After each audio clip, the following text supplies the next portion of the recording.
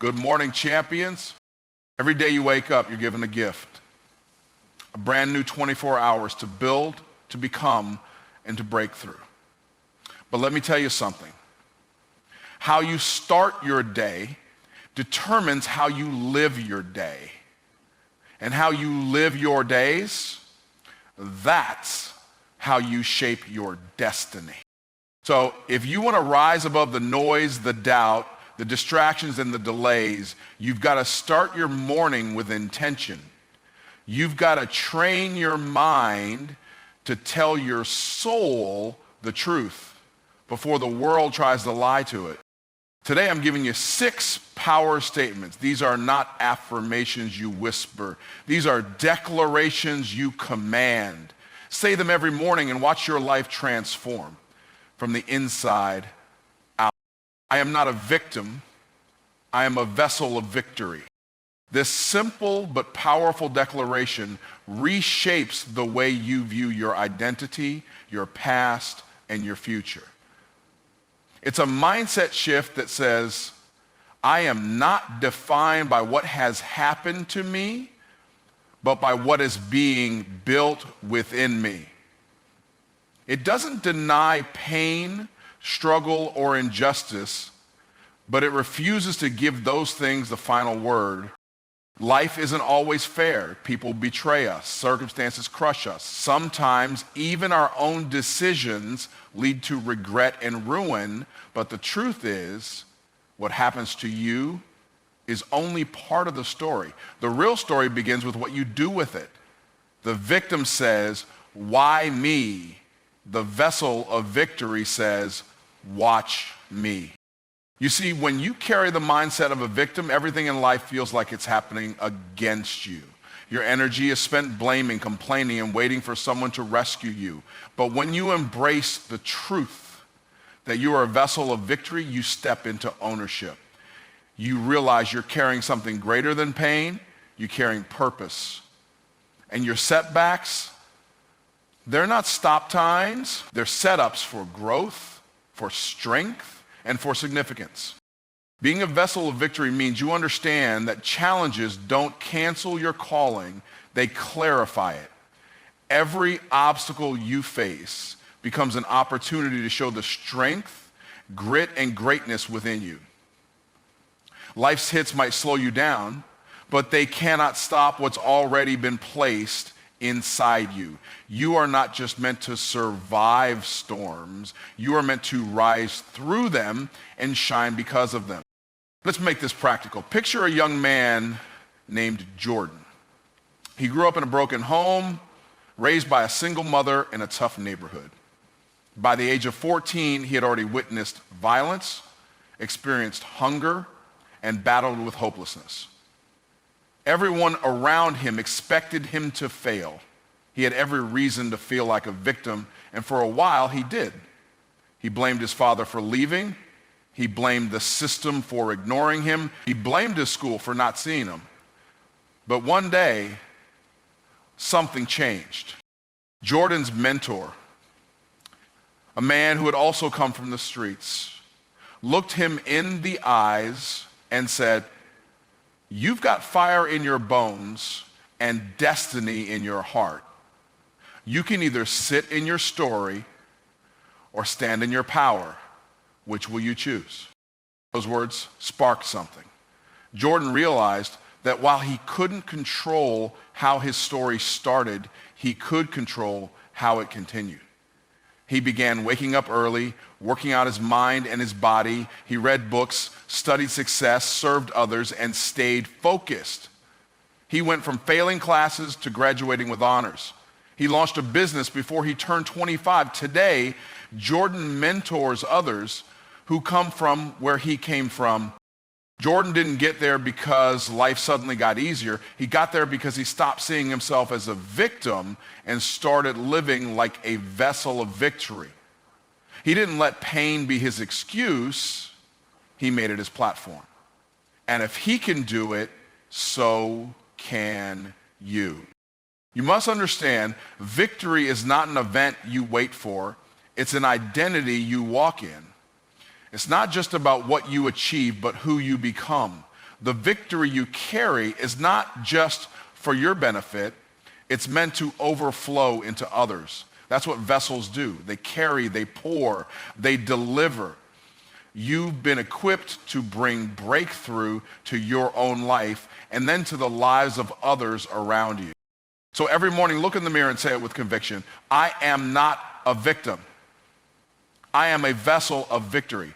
Let those words root themselves deep in your spirit. Say them until you believe them. Say them until your mindset shifts. Say them until your walk changes.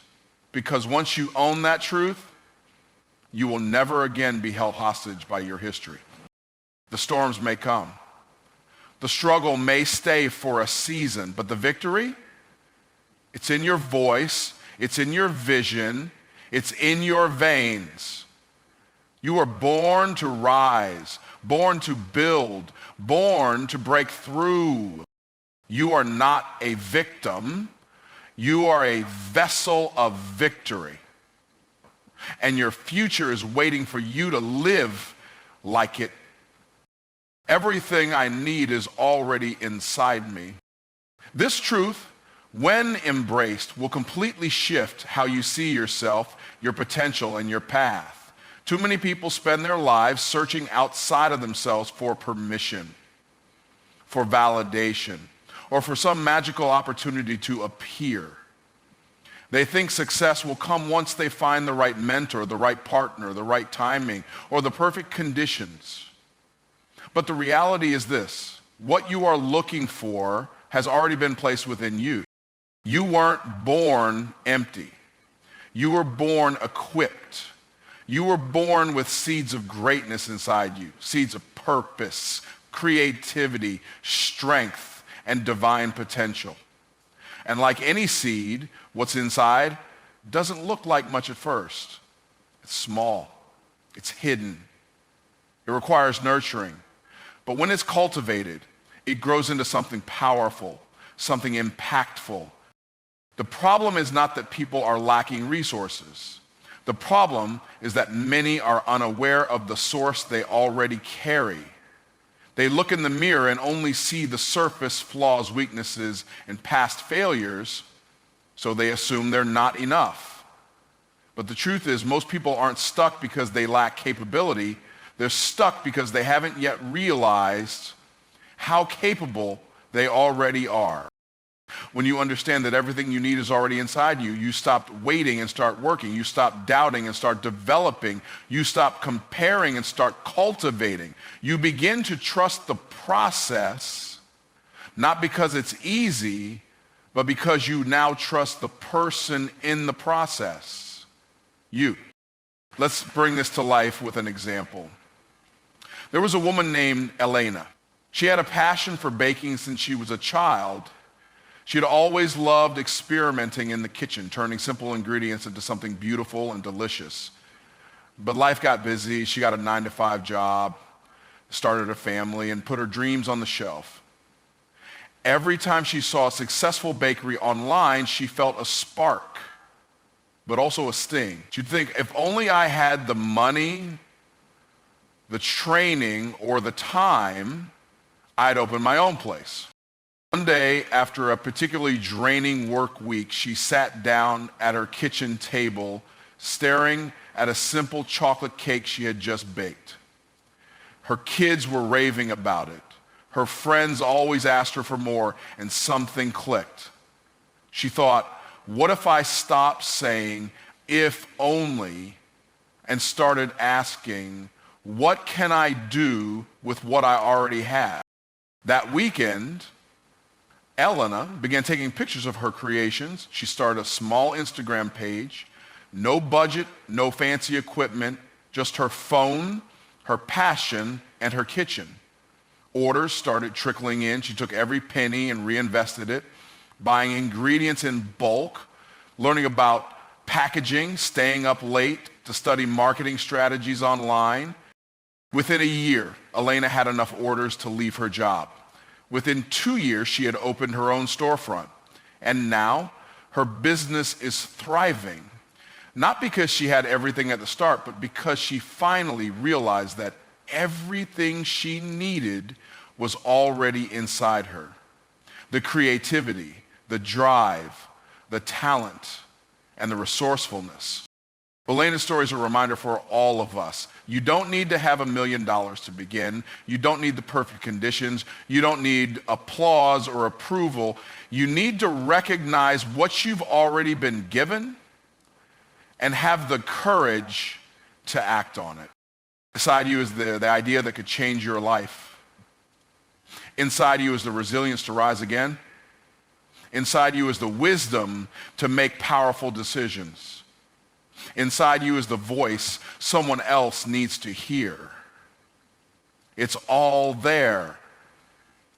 The question is not, do I have what it takes? The real question is, am I willing to use what I've got? Your gifts might be raw.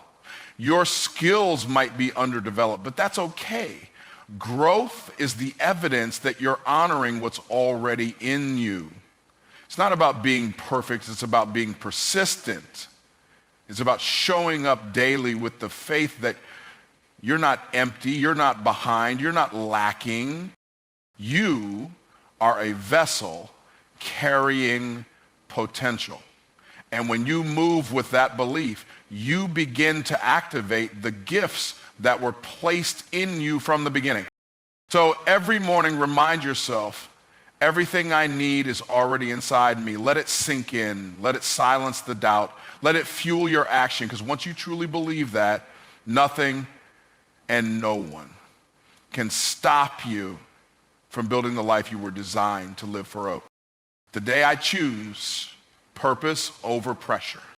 These are not just words to recite. They are a daily decision to align your life with intention instead of reaction.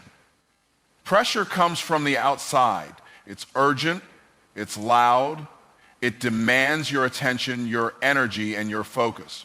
Right now, it tells you that if you don't do this thing immediately, you'll fall behind, be judged, or miss your moment. Pressure forces you to rush, to hustle, and often to compromise your values or your vision just to keep up with expectation.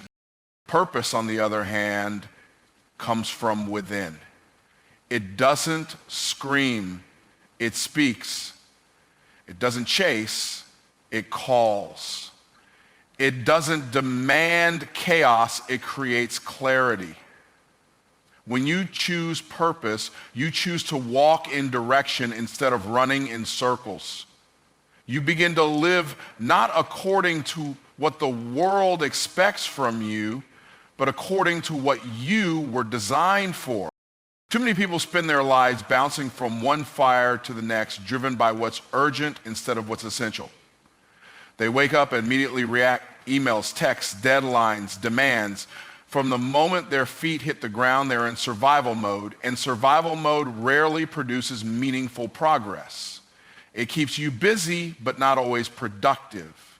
It keeps you moving, but not necessarily growing. Choosing purpose over pressure means pausing before you respond. It means asking, is this task pulling me closer to my calling, or is it just crowding out my clarity? You begin to evaluate your schedule, your commitments, and your energy with a new filter. Alignment over activity. Just because something looks important doesn't mean it's important to you. Just because it's urgent doesn't mean it's right. Let me give you a clear example of this truth in action. There was a man named Marcus. He worked as a mid-level manager in a corporate job. He was good at it, on paper, even successful. Every day was packed with meetings, emails, performance metrics, and pressure from higher-ups. The pace was relentless, but it kept running. Promotions were coming, people respected him, but something was off. He felt empty, disconnected, like he was succeeding at the wrong thing. See, deep down, Marcus had always had a passion for mentoring young men. He used to volunteer at local schools before his job got demanding. He loved helping others discover their potential, especially kids from underprivileged communities, because he had come from that world himself. But as his responsibilities increased, he pushed that purpose aside to chase performance. One night, after another 12-hour workday, he sat alone in his car and asked himself a hard question. Am I building a life I believe in, or just responding to pressure to look successful? That question broke something open. Marcus didn't quit his job immediately, but he began shifting his priorities. He blocked off time every week to volunteer again. He mentored a small group. He turned off his phone during that time, no exceptions. Eventually, he started writing and speaking about purpose and leadership. 2 years later, he transitioned out of his corporate job and now runs a nonprofit focused on empowering young men. And Marcus didn't get there by chasing urgency. He got there by choosing purpose, even when the pressure told him not to. He didn't make a dramatic leap overnight, but every day he took small, intentional steps away from distraction and closer to destiny. That's the lesson. Your purpose will rarely shout over the noise. It will whisper. And if you're always consumed by pressure, you'll miss the signal. You'll be too busy reacting to make room for the most meaningful work of your life. Choosing purpose isn't about doing less. It's about doing what matters most. It's about saying no to things that look good so you can say yes to things that do good. It's about trading hustle for harmony, a life where your actions match your values and your time reflects your calling. It might not make everyone around you happy. People might question your decisions. Pressure doesn't like to be ignored. But peace comes when your choices align with your purpose. That's when your life starts to feel right, not just from the outside. So when you wake up tomorrow, before the noise hits, make a decision. Say to yourself, today I choose purpose over pressure. And let that choice guide your calendar, your conversations, your commitments. Because when you live from purpose, you don't just survive the day, you shape it. You don't just move forward, you move in the right direction. And the right direction, even if it's slower, always leads to a life that counts. My faith is greater than my fear. This declaration is more than a phrase, it is a personal revolution. It's the decision to let courage lead when uncertainty tries to take the wheel. Fear is one of the most universal human emotions. It shows up in moments of risk, change, and challenge. It whispers that you're not ready, not qualified, not good enough. It reminds you of everything that could go wrong. Fear thrives on doubt and delay. It convinces you to sit still when you're called to move. But faith, real, rooted, relentless faith, speaks louder. Faith declares that even when you can't see the whole path, you can take the next step. Faith isn't the absence of fear, it's the resolve to move forward despite it. Faith is about believing in what you can't yet prove, holding on to what you can't yet see, and trusting that your purpose is bigger than your problem. While fear paralyzes, faith propels. Fear asks, what if I fail? Faith responds, what if this works? Fear focuses on limitation, faith focuses on possibility. The difference between those who live in regret and those who live in fulfillment is often this single decision. Will I be led by fear or will I be fueled by faith? Choosing faith doesn't mean you'll always feel confident. In fact, some of your biggest leaps will come when your knees are shaking and your voice is trembling. But faith isn't rooted in your feelings. It's rooted in your conviction.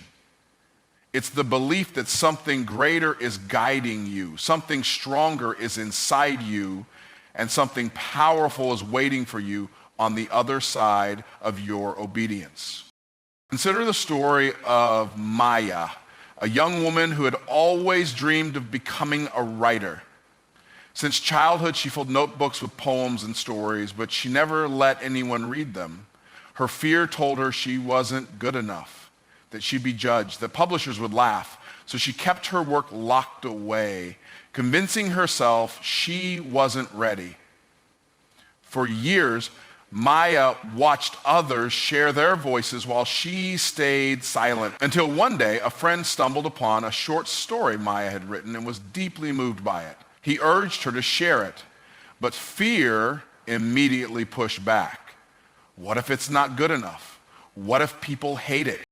That night, Maya sat with her journal open and asked herself a life-changing question. What if my fear is the only thing standing between someone else and their healing? That moment hit her hard. She realized she had been protecting herself from pain at the cost of her purpose. So she did something bold. She posted one of her stories online, just one, and the response was overwhelming. People resonated, they were inspired. Some cried, some thanked her. That one post turned into a blog. That blog turned into a book. And today, Maya is a published author whose words have reached thousands. What changed? Not her talent, not her skill. What changed was the voice she chose to give authority to. She stopped letting fear have the final say and chose to let faith speak louder. She understood that faith isn't about knowing how it all ends. It's about trusting the one who called you to begin. Fear will always show up. It doesn't retire. It doesn't disappear. But it doesn't have to win. Every time you take a step in faith, no matter how small, you weaken fear's grip and strengthen your confidence. You create momentum. And that momentum builds belief. Living by faith doesn't guarantee an easy path. You'll still face challenges. You'll still feel resistance. But when your faith is greater than your fear, you become unstoppable. Not because everything goes perfectly, but because you refuse to quit when it doesn't. You'll keep showing up, keep believing, and keep building, even when it's uncomfortable. And this is why it matters to start your day with this truth. Because the world will give you reasons to fear, reasons to shrink, delay, or play it safe. But you were not created to live safe. You were created to live significant. And that significance is unlocked not in your comfort zone, but in the space where faith is tested and fear is confronted. When you declare, my faith is greater than my fear, you're not denying that fear exists. You're choosing not to serve it. You're placing your trust in something higher, something eternal, something unshakable. And that choice will take you further than talent, further than connections, further than luck. It will take you where fear never could, into the full potential of who you were created to be. So the next time fear tries to speak, let it talk, but don't let it lead. Hand the mic to faith. Let it declare who you are, what you carry, and where you're going. Because the life you want, the impact you're meant to make, and the freedom you're looking for, it's waiting on the other side of your fear. And faith will take you there. I am a magnet for miracles and a maker of movement. This is not wishful thinking. It's a daily posture, a belief system, a powerful truth that flips passive living on its head. Most people are waiting for miracles like they wait for a bus, standing still, hoping something amazing will arrive to pick them up. They think, when the right opportunity shows up, then I'll move. When I feel confident, then I'll speak. When someone opens the door, then I'll walk through. But life doesn't work that way. Miracles don't respond to waiting, they respond to movement. The truth is, miracles aren't passive blessings that fall into your lap while you do nothing. They're drawn to motion. They are the supernatural outcomes that show up when you take bold, aligned action. Movement is the invitation. Every step you take in purpose and faith creates space for the extraordinary to collide with the ordinary. When you move in alignment with your assignment, when you act on your convictions, even when the outcome isn't clear, miracles have a way of finding you. This doesn't mean that hustle equals holiness or that activity alone guarantees success. It means that when your action flows from vision and your effort is connected to your higher purpose, momentum begins to build. And in that momentum, the right people appear. The needed resources show up. Doors you couldn't force open begin to swing wide. That's the pattern. That's how miracles work. They don't chase the idle. They partner with the active. Being a magnet for miracles means waking up with the expectation that today is filled with potential. It's choosing to believe that you are not abandoned, overlooked, or forgotten, but rather favored, guided, and supported. But that belief doesn't just live in your heart. It moves through your hands. And being a maker of movement means you don't wait for the perfect conditions. You move with what you have from where you are with what you know. And somehow, in that movement, clarity comes. Let's look at a real-life example. There was a young man named Elijah who had a vision to start a mobile health clinic in underserved communities. He had no money, no connections, just a burning desire to make healthcare accessible for people who had been neglected for too long. Most people in his position would have waited until they had a grant, a sponsor, or a wealthy donor. But Elijah believed that if he moved in purpose, provision would meet him on the path. So he started small. He used his old pickup truck, filled it with basic medical supplies, and recruited a few retired nurses who were willing to volunteer on weekends. That was it. No official clinic, no government support, just movement. He began driving to neighborhoods others had forgotten, offering free checkups and health education. The response was overwhelming. People lined up. Word spread. Within months, a local journalist covered his work. That article led to a philanthropist reading about him. That philanthropist donated a van. A nearby hospital offered free supplies. Eventually, a major nonprofit partnered with him to expand his work nationally. Elijah didn't wait for a miracle. He moved like he was expecting one. And the miracle didn't show up before the movement. It showed up because of the movement. This is what most people miss. They think their breakthrough is waiting around the corner, but the corner never comes because they never start walking.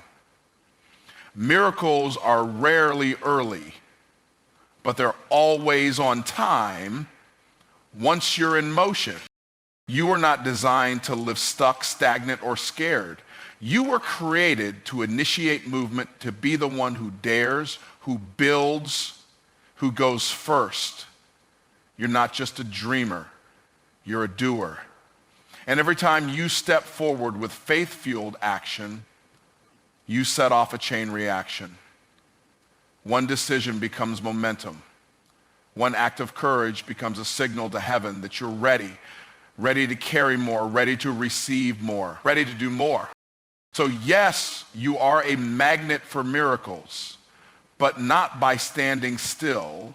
You attract the miraculous when you become available through action. The moment you stop waiting to feel ready and start acting like you're already chosen, you'll notice something shift.